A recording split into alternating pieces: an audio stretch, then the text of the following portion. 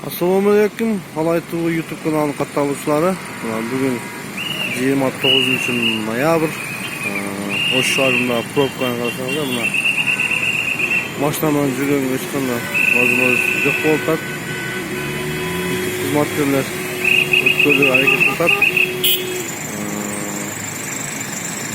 машина көргенге байланышлы көлікте пробка. Бұл жағын қараңыздар мына.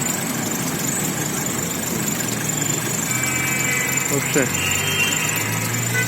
басқанға болмайды.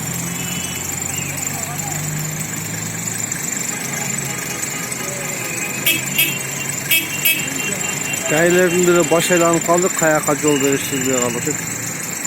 Ұшпай қалышылар. Мына пробка. Яғы областар больницаға чейін. Такаса пробка. Келешек тақтағы ошончо.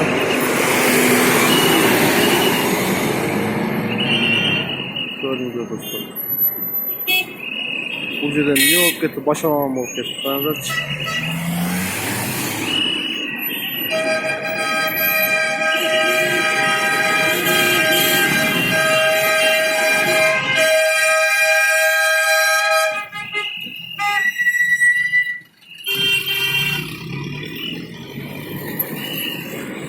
Ептеген өтіп атып ептер.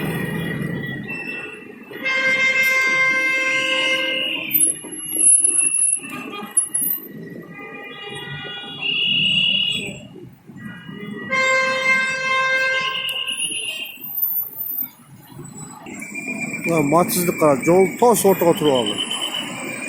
Аяқтан кейін машиналар қосылады.